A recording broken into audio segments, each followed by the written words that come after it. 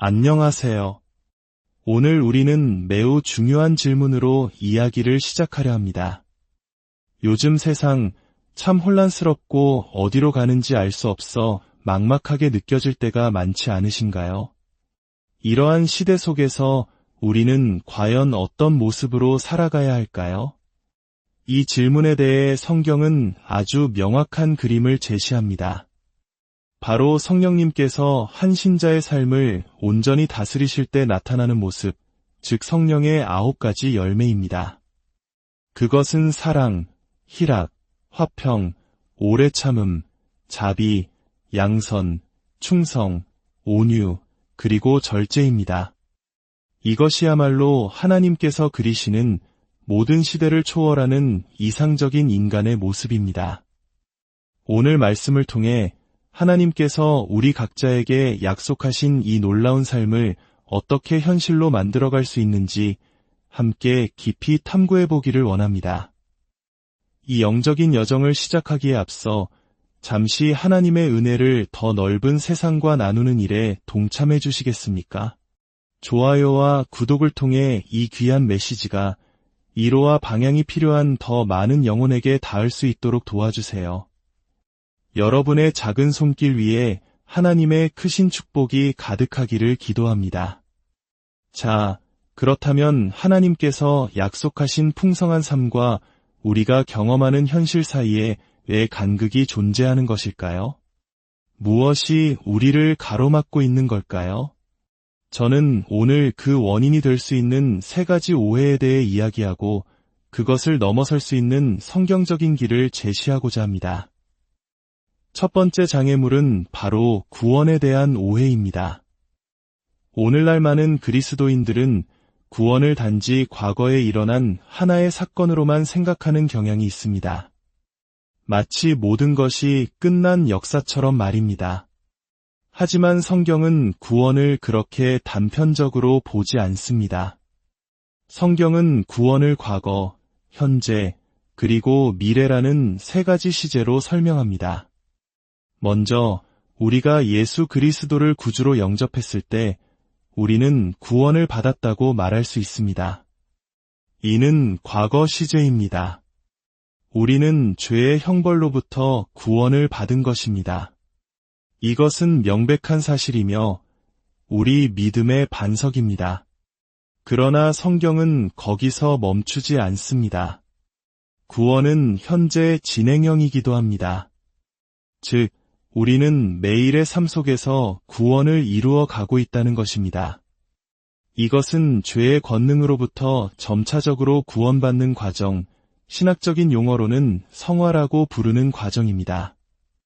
우리는 어제보다 오늘 더, 오늘보다 내일 더 그리스도를 닮아가는 존재로 변화되어 갑니다. 그리고 마침내 미래에 우리는 완전한 구원을 받게 될 것입니다. 우리가 주님 앞에 서는 그날, 우리는 죄의 존재 자체로부터 완전히 자유롭게 되어 주님과 같은 온전한 모습으로 변화될 것입니다.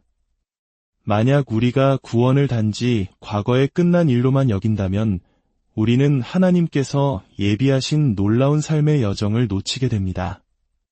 구원은 단 한 번의 사건이 아니라 우리 평생에 걸쳐 이루어지는 하나님의 위대한 드라마이기 때문입니다. 두 번째 장애물은 행위에 대한 오해입니다. 우리는 종종 구원과 행위의 관계에 대해 혼란을 겪습니다. 성경은 분명히 우리의 노력이나 행위가 아닌 오직 하나님의 은혜로 구원받는다고 가르칩니다. 에베소서 2장 8절과 9절은 이렇게 말합니다. 너희는 그 은혜에 의하여 믿음으로 말미암아 구원을 받았으니 이것은 너희에게서 난 것이 아니요 하나님의 선물이라. 행위에서 난 것이 아니니 이는 누구든지 자랑하지 못하게 함이라. 그렇습니다. 그 어떤 선한 행위로도 우리는 구원을 얻을 수 없습니다. 구원은 전적인 하나님의 선물입니다. 그러나 이야기는 여기서 끝나지 않습니다. 바로 다음 구절인 에베소서 2장 10절을 읽어보셨나요? 우리는 그가 만드신 바라 그리스도 예수 안에서 선한 일을 위하여 지으심을 받은 자니 이 일은 하나님이 전에 예비하사 우리로 그 가운데서 행하게 하려 하심이니라. 이 말씀은 우리에게 놀라운 진리를 보여줍니다. 우리는 선한 행위로 구원받는 것이 아니라 선한 행위를 위해 구원받았다는 것입니다. 우리의 행위는 구원의 조건이 아니라 구원받은 자의 삶에 자연스럽게 맺히는 열매입니다. 하나님께서는 우리를 구원하셨을 뿐만 아니라 우리가 세상 속에서 선한 영향력을 끼치며 살아가도록 이미 모든 것을 예비해 두셨습니다. 따라서 구원받은 우리는 이제 무엇을 해야 할까? 가 아니라 하나님께서 나를 통해 어떤 선한 일을 이루기 원하실까? 를 질문하며 살아가야 합니다. 세 번째 장애물은 영성에 대한 잘못된 생각입니다. 어떤 이들은 영적인 성장이란 가만히 앉아서 성령님께서 무언가 특별한 일을 해주시기를 기다리는 것이라고 생각합니다. 신앙생활을 수동적으로 여기는 것입니다. 그러나 신약 성경은 우리에게 끊임없이 행동할 것을 촉구합니다. 믿음의 선한 싸움을 싸우라고 명령합니다. 물론 이 싸움은 우리 자신의 힘으로 하는 것이 아닙니다. 우리가 예수님을 믿고 의롭다 칭함을 받는 순간 우리는 성령으로 거듭나며 이 싸움을 싸울 수 있는 능력을 부여받습니다. 성화, 즉 거룩해지는 과정은 하나님께서 우리 안에 이미 주신 능력을 깨닫고 그것을 의지하여 순종의 발걸음을 내딛는 것입니다. 하나님은 우리에게 내가 너를 거룩하게 만들어줄 테니 가만히 있어라고 말씀하지 않으십니다. 오히려 내가 너에게 거룩하게 살 수 있는 모든 것을 주었으니 이제 그 능력으로 거룩한 삶을 살아내라고 말씀하십니다. 이제 빌립보서 2장 12절과 13절 말씀을 통해 이 모든 원리를 아우르는 놀라운 지혜를 살펴보겠습니다. 그러므로 나의 사랑하는 자들아, 너희가 나 있을 때뿐 아니라 더욱 지금 나 없을 때에도 항상 복종하여 두렵고 떨림으로 너희 구원을 이루라. 너희 안에서 행하시는 이는 하나님이시니 자기의 기쁘신 뜻을 위하여 너희에게 소원을 두고 행하게 하시나니. 여기서 너희 구원을 이루라는 말씀에 주목해야 합니다. 이것은 구원을 위해 일하라는 뜻이 아닙니다. 이미 우리 안에 하나님께서 심어주신 구원을 우리의 삶을 통해 밖으로 드러내고 완성해 가라는 의미입니다. 마치 땅 속에 묻힌 귀한 광석을 캐내는 것처럼 하나님께서 우리 안에 심어주신 잠재력을 삶으로 캐내라는 것입니다. 그리고 그 비결은 바로 13절에 있습니다. 우리 안에서 그 모든 것을 행하시는 분이 바로 하나님이시기 때문입니다. 하나님께서 우리 안에 선한 소원을 주시고 그 소원을 이룰 능력까지 주십니다. 우리의 역할은 그분의 인도하심에 순종하며 한 걸음 한 걸음 나아가는 것입니다. 이것이 바로 신앙 성장의 신비입니다. 인간의 책임과 하나님의 주권이 완벽한 균형을 이루는 것입니다. 우리는 가만히 앉아 성령께서 우리를 변화시켜 주시기만을 기다려서는 안 됩니다. 성경은 옛사람을 벗어버리고 새사람을 입으라고 거룩함 가운데 행하라고 끊임없이 우리에게 명령합니다. 이것은 제안이 아니라 명령입니다. 그렇다면 이렇게 하나님과 동역하며 빚어가는 인격, 즉 성품이란 구체적으로 어떤 모습일까요? 훌륭한 성품을 가진 사람들은 보통 절제와 인내, 정직함과 윤리적인 힘을 가지고 있습니다. 이는 우리를 세상 사람들과 구별시키는 빛과 같은 속성입니다. 성품이란 마트에서 거스름돈을 더 받았을 때 정직하게 돌려주는 것입니다. 성품이란 약속을 지키고 시간을 엄수하는 것입니다. 성품이란 더 쉬운 잘못된 길이 아니라 더 어려운 옳은 길을 선택하는 용기입니다. 성품이란 하나님과 가족, 그리고 공동체를 존중하는 우선순위를 세우는 것입니다. 결혼 생활에서의 성품이란 어려운 시기를 함께 이겨내려 노력하는 것이지 쉽게 포기하고 돌아서는 것이 아닙니다. 성품이란 때로는 개인적인 희생을 감수하더라도 가족과 친구, 동료들의 유익을 위해 헌신하는 것입니다. 과거 우리 사회가 인성교육을 얼마나 중요하게 여겼는지 기억하십니까?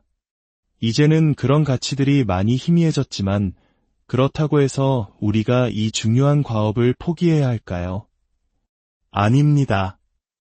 오히려 이 시대야말로 훌륭한 성품을 가진 사람들이 더욱 절실히 필요합니다. 우리의 자녀들은 부모가 옳은 일을 행하는 본을 보기 원합니다. 세상은 따를 만한 리더를, 의지할 만한 모범을 간절히 찾고 있습니다. 우리가 방에 들어서는 매 순간 사람들을 만나는 모든 자리에서 우리는 긍정적인 유산을 남길 기회를 갖게 됩니다. 왜냐하면 우리는 성품의 사람으로 부름받았기 때문입니다. 우리가 이야기하고 있는 이 모든 과정, 즉 성화는 한마디로 이렇게 정의할 수 있습니다. 실천 속에서 이미 우리가 하늘에서 부여받은 존재가 되어가는 과정입니다. 위대한 진리를 가장 완벽하게 보여주는 예는 바로 하나님 자신입니다. 하나님께서는 창세 전부터 우리를 사랑하셨습니다. 그 사실만으로도 충분히 감격스럽지 않습니까?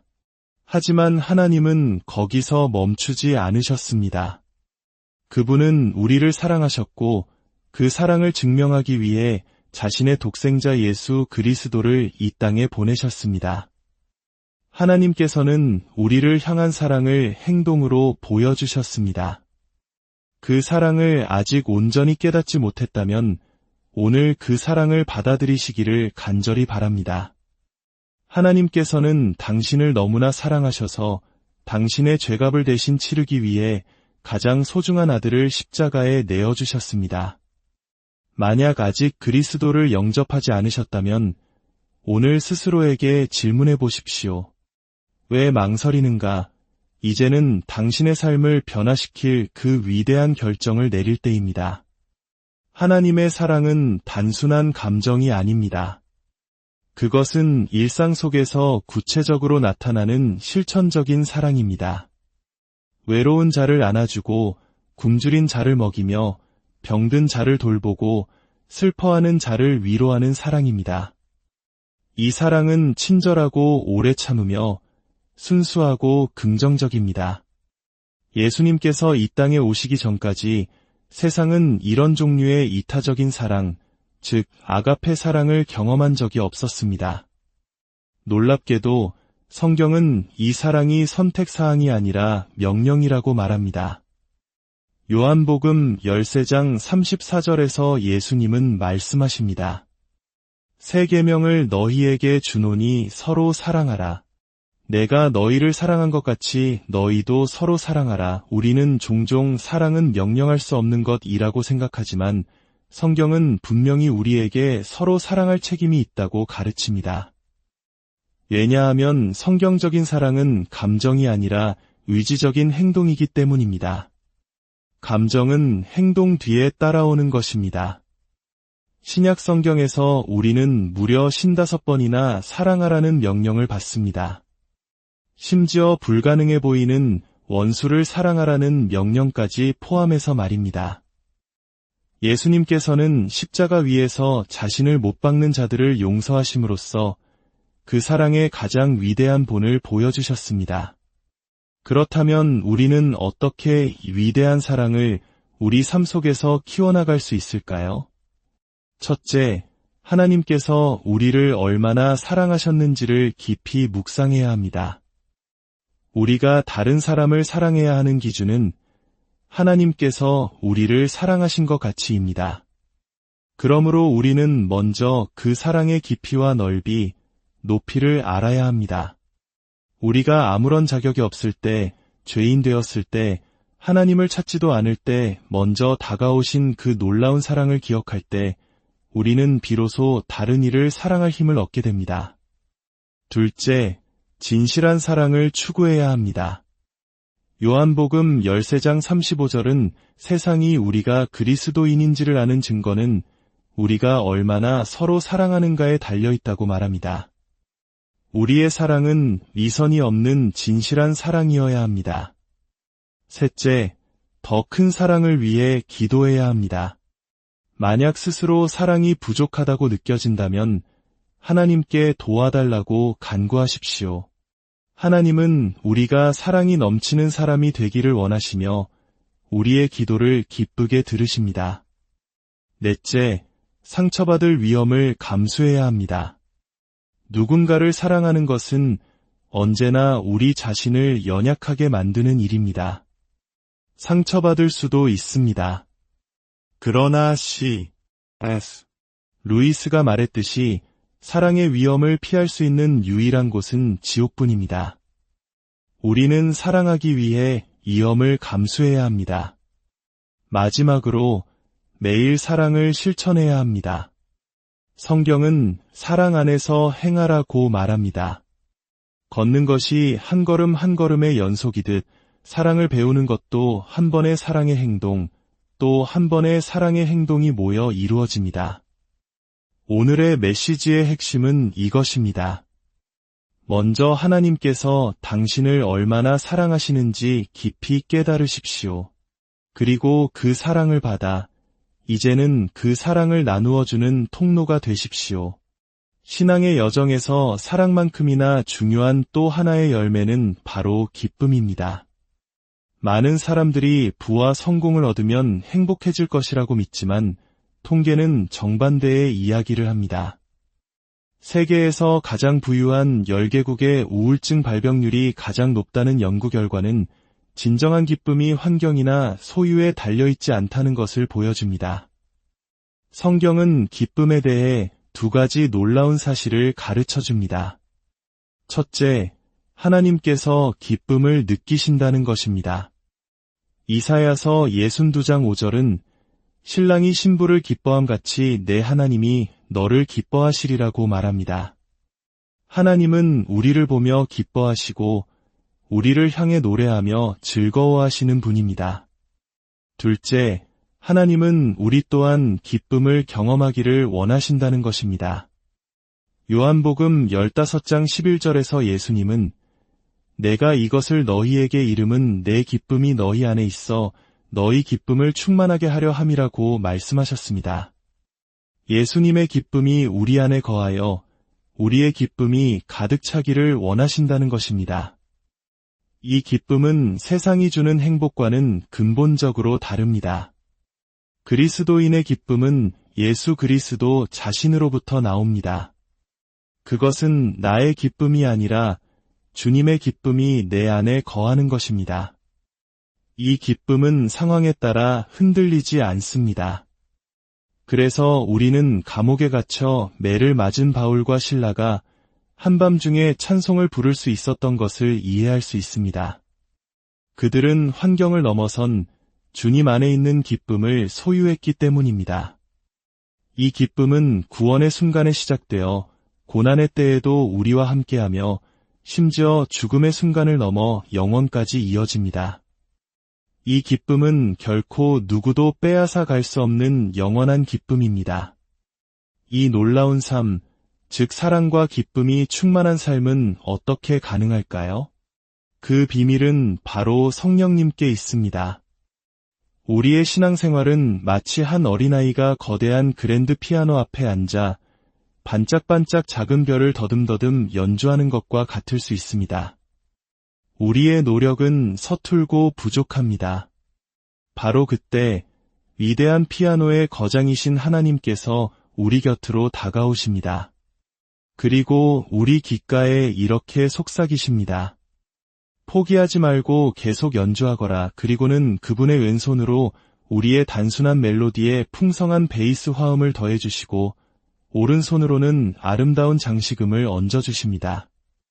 순식간에 우리의 서툰 연주는 청중의 기립박수를 받는 위대한 합주로 변모합니다. 이것이 바로 하나님께서 성령님을 통해 우리 삶에서 하시는 일입니다. 우리가 해야 할 일은 두렵고 떨림으로 우리의 구원을 이루기 위해 피아노 앞에 앉아 연주를 시작하는 것입니다. 그러면 우리 안에서 자신의 기쁘신 뜻을 위해 소원을 두고 행하시는 하나님께서 우리의 연주를 위대한 걸작으로 만들어 주실 것입니다. 이 삶을 살기 위해 우리가 해야 할 일은 무엇일까요? 첫째, 성령님의 다스리심을 간절히 사모해야 합니다. 목마른 자가 물을 찾듯 그분의 임재와 능력을 갈망해야 합니다. 둘째, 죄를 단호히 끊어내야 합니다. 성령님은 거룩한 영이십니다. 그분은 죄와 함께 거하실 수 없습니다. 죄를 슬퍼하고 회개하며 돌이키는 삶을 살아야 합니다. 셋째, 하나님의 말씀에 헌신해야 합니다. 성경은 성령께서 우리 삶에서 사용하시는 유일한 도구입니다. 말씀이 우리 안에 쌓일 때 성령께서는 그것을 사용하여 우리를 변화시키십니다. 넷째, 자신의 야망과 계획을 내려놓고 하나님의 뜻에 순종해야 합니다. 내 삶의 운전대를 성령님께 온전히 내어드릴 때 우리는 상상할 수 없었던 놀라운 목적지로 인도될 것입니다. 사랑하는 여러분, 하나님께서 여러분의 삶을 위해 계획하신 길은 여러분이 상상하는 그 어떤 길보다 훨씬 더 위대하고 놀랍습니다. 여러분이 해야 할 일은 단지 피아노 앞에 앉아 믿음으로 연주를 시작하는 것입니다. 서툴러도 괜찮습니다. 부족해도 괜찮습니다. 그저 포기하지 말고 계속 연주하십시오. 그러면 위대한 마에스트로이신 성령께서 여러분의 삶을 통해 세상이 한 번도 들어보지 못한 가장 아름다운 음악을 연주하실 것입니다. 여러분 각자의 삶이 사랑과 희락, 화평과 오래 참음, 자비와 양선, 충성과 온유, 그리고 절제의 열매가 가득한 하나님 보시기에 심히 좋은 놀라운 걸작으로 빚어지기를